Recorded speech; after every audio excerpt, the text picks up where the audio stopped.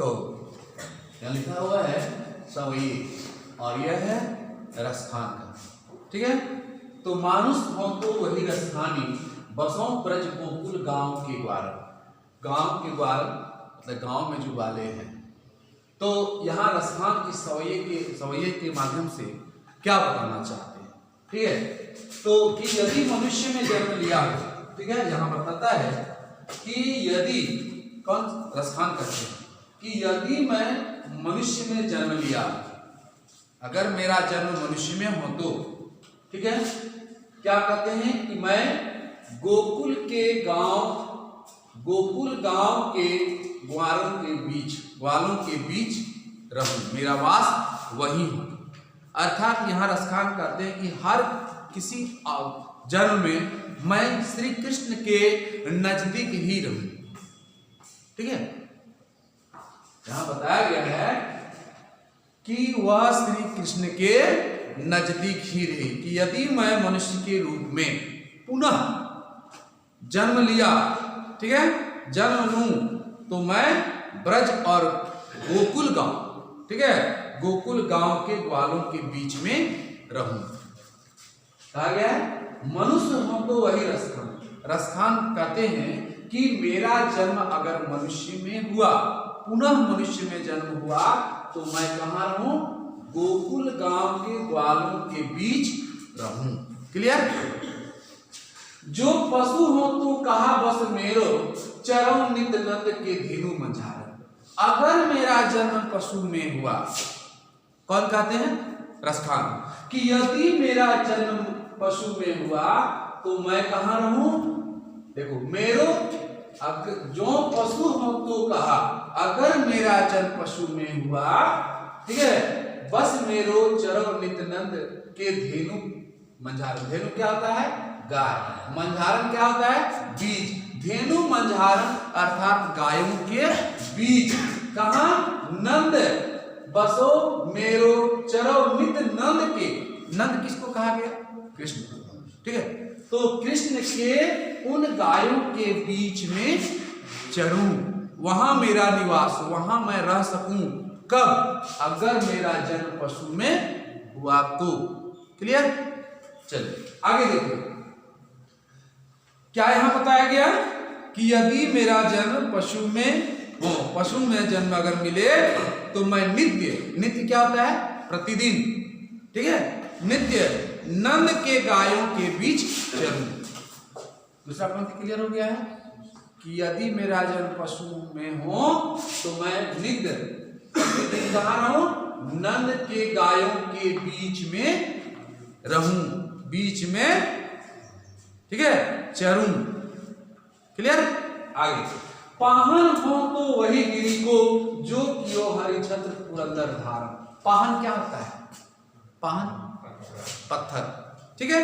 तो अब वे क्या कहते हैं कि यदि भगवान मुझे, विधाता मुझे पत्थर बना दे, ध्यान से सुनना, कि यदि मुझे पत्थर बनाए तो भी, पाहन क्या होता है? पत्थर, याद रखना। पाहन हो तो वही गिरी, गिरी होता है पर्वत। गिरी क्या होता है? पर्वत। कि यदि विधाता मुझे पत्थर बना दे, पर्वत का पत्थर बना दे, देखिए, हाँ, तो मैं कहां बनू? तो मैं क्या बनू? मैं उसी गोवर्धन पर्वत का, यानी गिरी क्या है? पर्वत।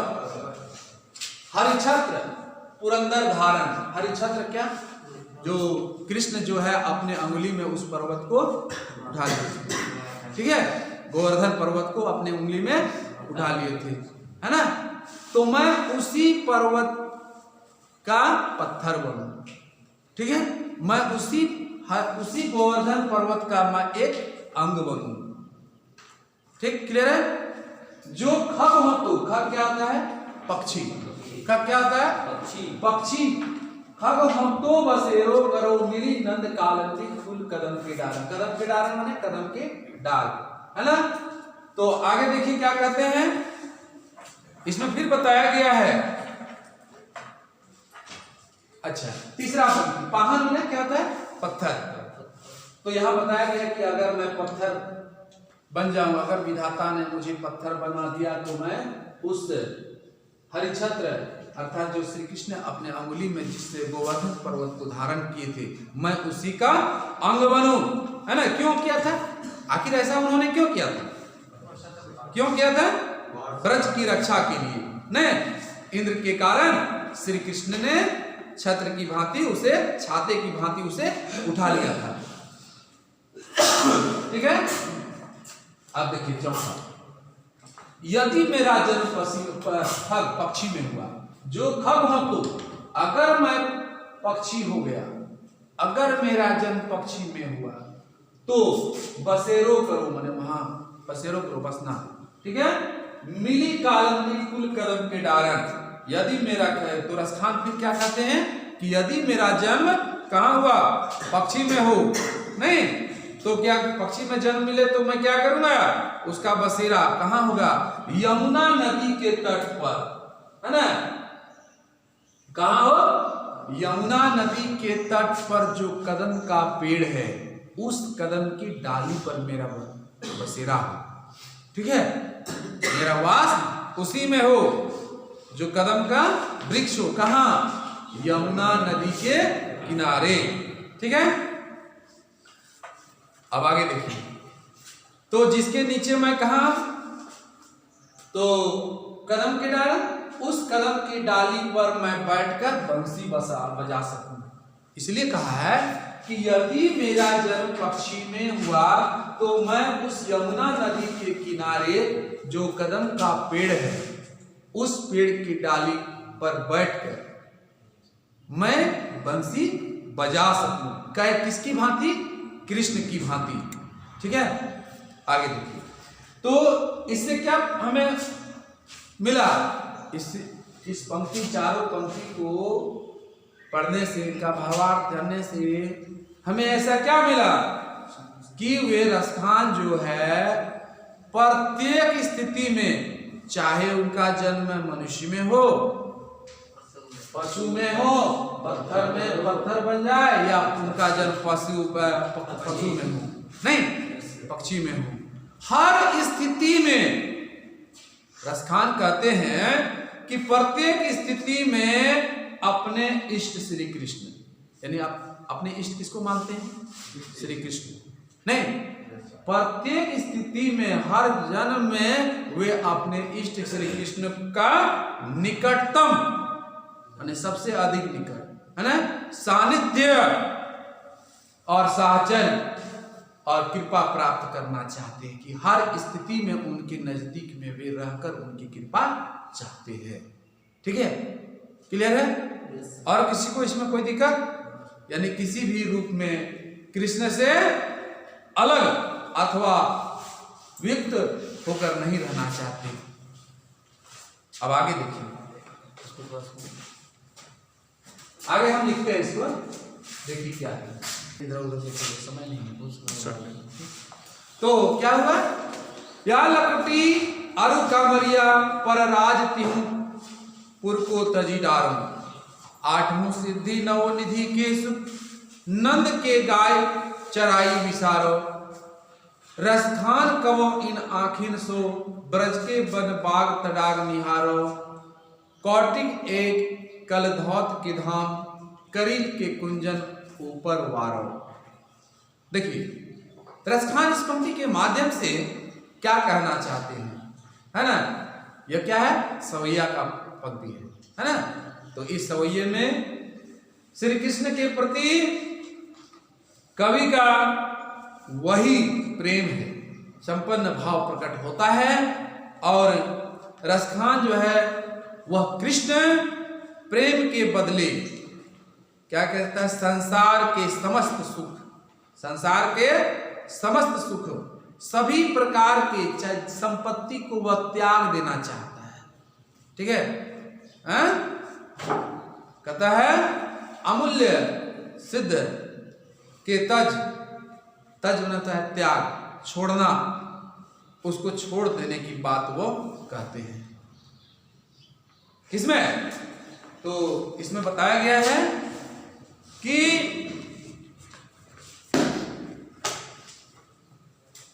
या लकुटी। लकुटी क्या? लाठी। क्या होता है?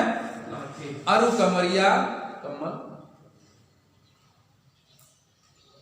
पर राज त्योपुर को तजी डालो, माने उस क्या कहते हैं कि वे अपने समस्त, ध्यान से सुनना है कि वे कहते हैं कृष्ण उस लकुटी, लकुटी होता है लाठी, लकुटी क्या होता है? लाठी, लकुटी। तो इसमें बताते हैं कि लकुटी, ध्यान से देखिए, लकुटी क्या हो गया? लाठी। तो ये हो गया लकुटी। तो अपने लकुटी लाठी को, कमरिया कंबल, क्या होता है? कंबल।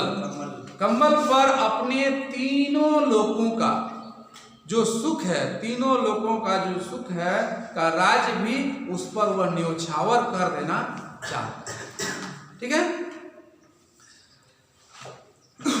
कहते हैं आठवीं सिद्धि नवनिधि के सुख, आठवीं सिद्धि, 8 सिद्धियों और 9 निधियों का सुख भी क्या करना है?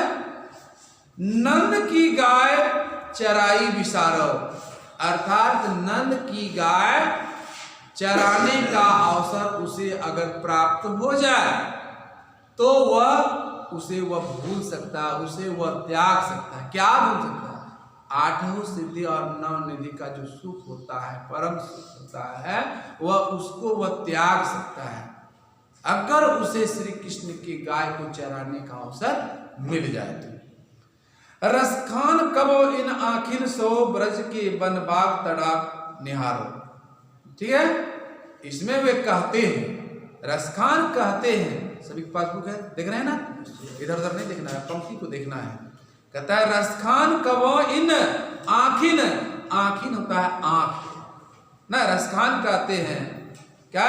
इन आखिन सो ब्रज के वन बाग तड़ाग निहारो, अर्थात क्या कहते हैं कि यदि कभी अपने इन नेत्रों से, इन आंखों से मैं ब्रज भूमि के वन बाग, वन होता है वन बाग, मैंने वन जो पेड़ पौधे वहां पर हैं, बाग बगीचा है ना, और सरोवर का दर्शन पालू, जहां श्री कृष्ण सरोवर के इर्द गिर्द रहते थे, उन बाग बगीचों में जो वे अपनी लीला रचते थे, है ना, उनको अगर इन आंखों से मैं देख लूं, ठीक है, पालूं, तब जो है क्या कहते हैं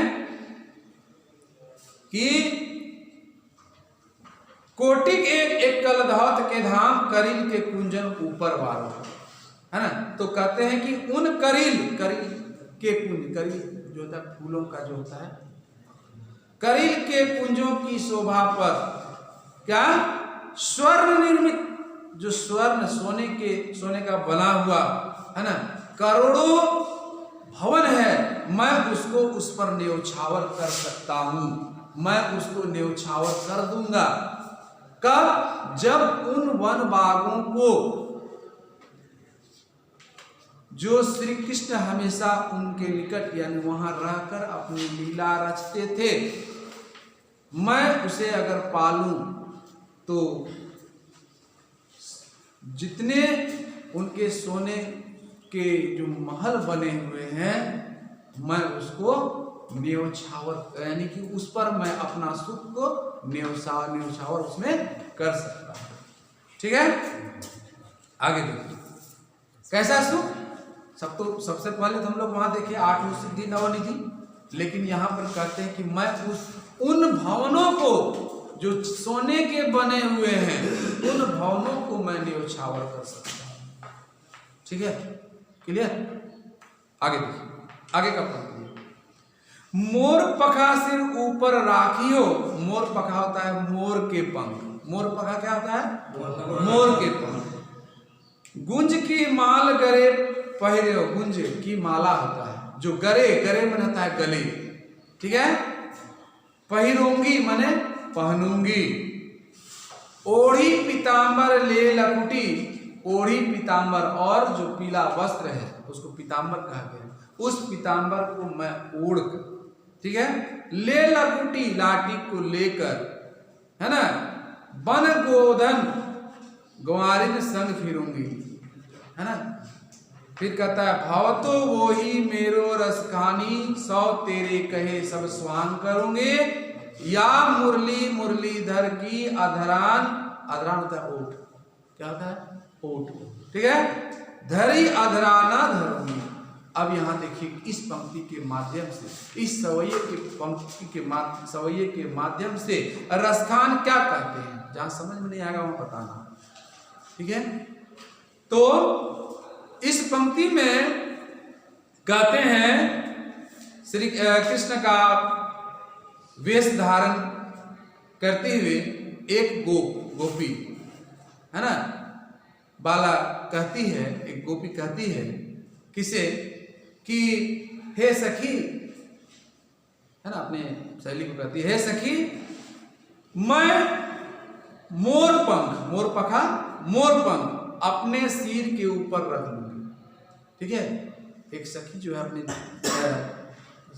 सखी से कहती है कि तुम उस मोर यानी श्री कृष्ण के समान रूप धारण करने के लिए इतना प्रेम है ना, तो उसका रूप धारण करने के लिए कहती है। तो वह कहते हैं कि मैं मोर पंख अपने सिर पर तो धारण कर लूंगी, रख लूंगी, लेकिन क्या है, गूंज की माला, उसका जो है रूप धारण कर लूंगी, उसका जो गूंज है, गूंजों की माला भी मैं अपने गले में पहन लूंगी, धारण कर लूंगी, लाठी लेकर, लकुटी माने लाठी, उस लाठी को लेकर और पीतांबर ओढ़कर अपने सिर पर नहीं, अपने पीठ पर क्या है, पीतांबर ओढ़कर, है ना, गायों और ग्वालों के साथ वन में भी घूम लूंगी।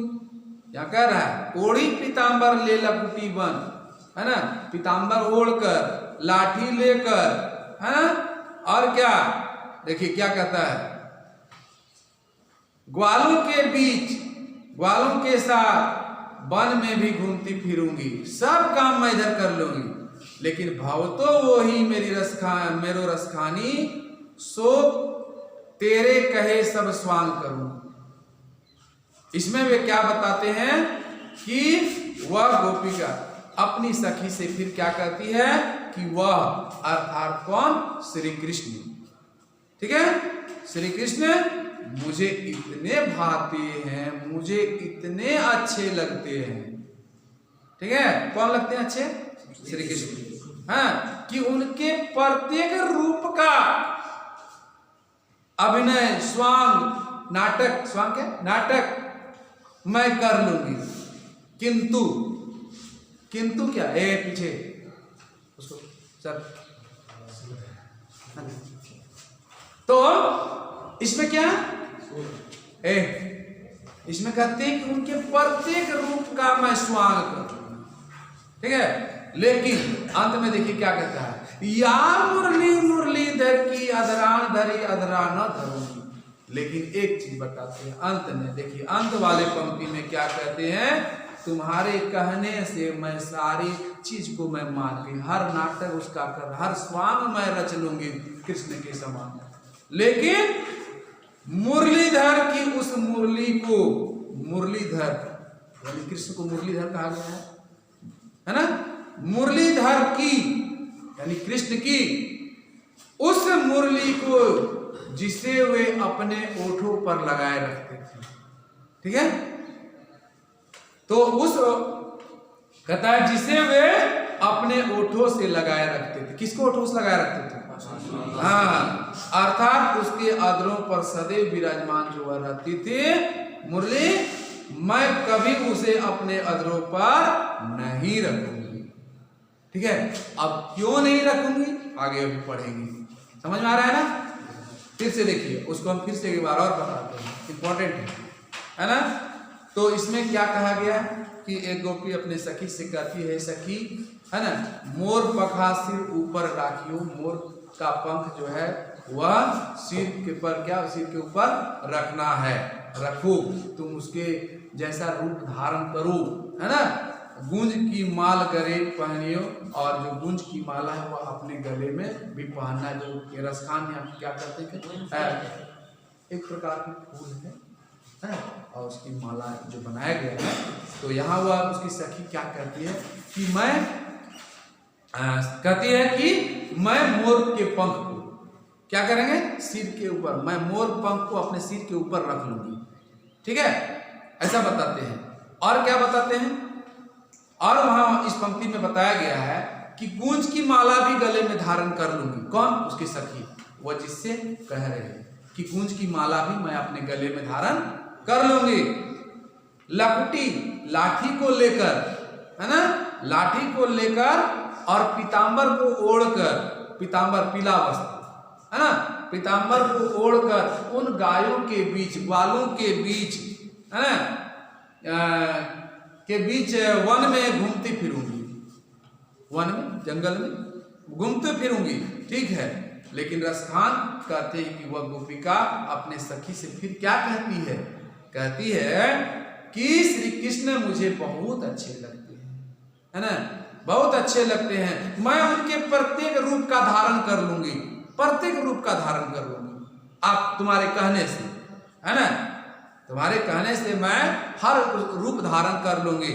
लेकिन एक चीज है, क्या कि या मुरली मुरलीधर की आधारण धरी अधराम, जो मुरलीधर जो है उस मुरली को अपने ओठों से लगाए रखते थे, अधरों से लगाए रखते थे, मैं उस मुरली को अपने ओठों पर नहीं लगाऊंगी, ठीक नहीं धरूंगी। क्यों? आगे देखिए, कहते हैं कि काननी दे अंगूरी रहियो जबही मुरली धुनी मंद का बजे। देखिए यहाँ, काननी दे अंगूरी राहिबो जबही मुरली धुनी मंद बजे है। क्या देखिए, इस सवैये में कई बार रसखान एक को बाला का वर्णन कर रहे हैं और कहते हैं कि श्री कृष्ण की मुस्कुराहट इतनी अच्छी है, इतनी मादक है, इतनी सुंदर लगती है कि उस मादकता से नहीं बचा जा सकता है। वह एक दूसरे को क्या, वह मोह लेता है। कौन? क्या चीज? उसकी जो मुस्कुराहट है ना। तो क्या कहती है गोपी जो है, सभी अपनी उस मुस्कान को वशीभूत कर देने, और उसका जो है मुस्कान जो है क्या, एक दूसरे को क्या, वो आकर्षित कर लेता है ना, खींच लेता है। तो इसी में कुछ क्या कहा है, काननी दे अंगूरी रहेगो, काननी कान, है ना, अंगूरी रहेगो मैंने अंगूरी, अपने अंगुली जो है अपने कान में रखना। ठीक है, तो जब श्री कृष्ण मीठी आवाज में जो है उस बंसी को बजाते थे, कौन? श्री कृष्ण, है ना, कि जब कृष्ण मंद मृदु धुनी में बांसुरी बजाएंगे तो मैं क्या करूंगे, कानों में अंगुली किस प्रकार दे दूंगी, है ना, कानों में अंगुली को किस प्रकार दे दूंगी, अर्थात उसे मैं कैसे अनुशंसा कर पाऊंगी। अगर श्री कृष्ण जो है मीठी आवाज में जो है अपनी आवाज निकालेंगे, उस मुरली की आवाज जो होगी, तो हम कैसे अंगुली से अपने कान में यानी अपनी अंगुली को अपने कान में कैसे रख लूंगी, कैसे मैं उस सुनने से वंचित हो पाऊंगी। आगे देखिए, तो मोहिनी तानन सौ रस खानी अटा चढ़ी गोधन गहे तो गहे। तो यहाँ क्या कहता है कि जब वे अपनी मोहिनी, मोह लेना, है ना, मोहिनी मुरली की तान छोड़कर गोधन के गीत गाएंगे, कौन? श्री कृष्ण, है ना, तो मैं घर की अटारी, अटारी होता है ऊंचे जगह, छत जैसे हुआ, है ना, उसको बोलता है अटारी, यानी ऊंचे स्थान पर। तो मैं घर के अटारी, जिसको छत बोला गया, कोठा बोला गया, ऊंचे स्थान, है ना, पर कैसे नहीं जाऊंगी, मैं वहां कैसे नहीं जाऊंगी। तेरी कहो सगरे ब्रज लोगिनी कालिन को कितनो समुझे। तो यहां फिर बताया गया कि मैं संपूर्ण ब्रज के लोगों से पुकार कर कह देती हूं, जितने सब यहाँ लोग ब्रज में लोग हैं, संपूर्ण ब्रज के लोगों को मैं पुकार कर कह देती हूं कि कल मुझे कोई न समझाना, कोई दोष मत देना, है ना। तेरी कहो सगरे ब्रज लोगिनी, तेरी पुकार कर उन लोगों को मैं कह रही हूँ, ब्रज के वासियों को पुकार कर कह रहे थे कि मुझे दोष मत देना। ठीक है, क्या मत दोष देना कि माई रीवा मुख की मुस्कानी संहारी न चाहिए न चाहिए न चाहिए। मतलब क्या हुआ कि मुझे दोष मत देना, क्योंकि जब वे वहां आकर मुस्कुराएंगे, श्री कृष्ण वहां आकर जब मुस्कुराएंगे तो उनकी मुस्कुराहट की प्रत्युत्तर में कहता है मुझे मुस्कुराया ही होगा, मुझे उसको मैं रोक नहीं पाऊंगा, है ना। अर्थात क्या, कृष्ण की मुस्कान की मादकता से वह बच नहीं सकती है ना, मैं बच नहीं सकती। ठीक है, कितना हो गया? और इसमें कुछ बचा है? नहीं है। इसमें 4 सवैया दिया गया था। इसमें बताया कि अगर किसी को कहीं कोई दिक्कत हो तो आप पूछ सकते हैं। ठीक है, सवैया क्या? अच्छा, इशारा जो है यह सवैया का जो है कुछ अंश है, इसमें एक अंश दिया हुआ है, कुछ भाग इसमें दिया हुआ है। ठीक है, जो कि इस सवैये में कृष्ण और कृष्ण भूमि के प्रति जो है कवि का जो है अनन्य समर्पण भाव व्यक्त हुआ है। ठीक है, समर्पण भाव क्या हुआ? व्यक्त हुआ है, और जो कि कुछ अंश को इसमें दे दिया गया है, यह पूरा नहीं है, कुछ अंश। सवैया होता है, छंद होता है, तो उसमें लिखा है कि सवैये क्या है, इसमें पूरा लिखा दिया। ठीक है, और आगे फिर हम बताएंगे कि क्या है, कैसे है ना। अभी समय हो चुका है, समय हो गया। ठीक है, तो हम लोग आगे फिर देखेंगे इसको एक बार, कभी फिर समय निकाल करके उसको आप आगे